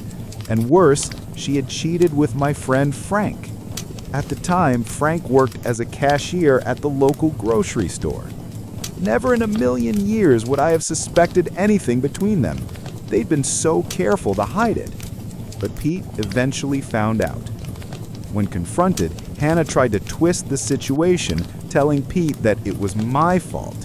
She claimed I had introduced her to Frank, even encouraging their connection by mentioning his interest in music since she was a decent singer herself. From there, she said, things just happened. To cover her tracks, she even insisted I had helped them hide the affair all along, which was, of course, a blatant lie. Pete admitted he was furious when he found out. Instead of thinking clearly, he blocked everyone in my family, including me. Looking back, he knows it was the wrong move, but at the time, anger clouded everything. The email itself included screenshots of conversations between Hannah and Frank. Messages where they openly confessed their love, joked about how easy it was to fool Pete, and arranged secret meetups. Hannah had even signed off using her rarely mentioned middle name, something only a few people knew. There was no denying it. Reading those messages was surreal. For the first time in years, I had undeniable proof. Hannah had lied about everything. I eventually confronted Pete in person after realizing he was in Lisa's Facebook friends list. He admitted that Emily, my friend who'd originally been accused, had told him her side years ago. He just never told me because he didn't want to stir things up again. He regretted it now, because if he had spoken up earlier, I could have cleared my name long ago. Still, he was willing to help me now. Pete and I agreed that Hannah's lies had destroyed enough lives, and neither of us wanted her manipulations to stand unchallenged any longer. The truth was clear. Hannah had weaponized her family's trust to protect herself, even if it meant sacrificing me. She dragged my name through the mud, convinced my parents to disown me, all to keep her own reputation intact while she pursued her affair. And for the first time in years, I had the evidence to finally set the record straight. I'm certain my sister never once tried to tell our parents the truth. Instead, she kept feeding them lies during the divorce, and they swallowed every word without hesitation. She knew that if our parents ever discovered she was the one who cheated, she'd be in serious trouble, and she just couldn't allow that. Well, now the truth is finally out, and I'm going to use it to destroy her life the same way she destroyed mine all those years ago. I wasn't sure if my parents were still living in the same house, since I hadn't seen them in 7 years, but an old neighbor confirmed they never moved. Even better, Hannah still lived there. That didn't surprise me at all. She was always lazy and hated responsibility. Living off aging parents while they did everything for her was exactly her style. 2 days ago, Pete and I showed up unannounced. My mom opened the door, and we pushed our way inside before she could react. My dad and Hannah were sitting in the living room. The happy family reunited, but only for a moment. Their faces twisted as soon as they saw us. My dad immediately started shouting, threatening to call the police if we didn't leave. I told him he could do whatever he wanted, but only after reading the documents we brought. My parents looked confused, while Hannah turned pale and bolted to her room. I figured she was trying to avoid the inevitable, but there was no escaping it. Pete pulled out the divorce papers and screenshots of Hannah's messages with Frank, while I explained the real story.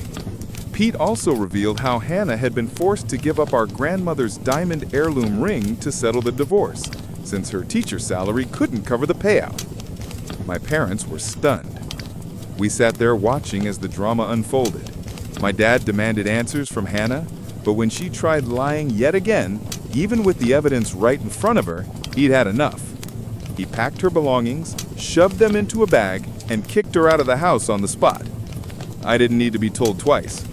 Pete and I walked out together, leaving Hannah begging our parents to let her back in, exactly the way I had once begged them years ago. It was the sweetest revenge. I felt nothing but satisfaction. A couple days later, Hannah showed up at my place, demanding I fix things with our parents. I don't even know how she found my address, but I told her point blank that I owed her nothing. She ruined my life, and I simply returned the favor. We were even now.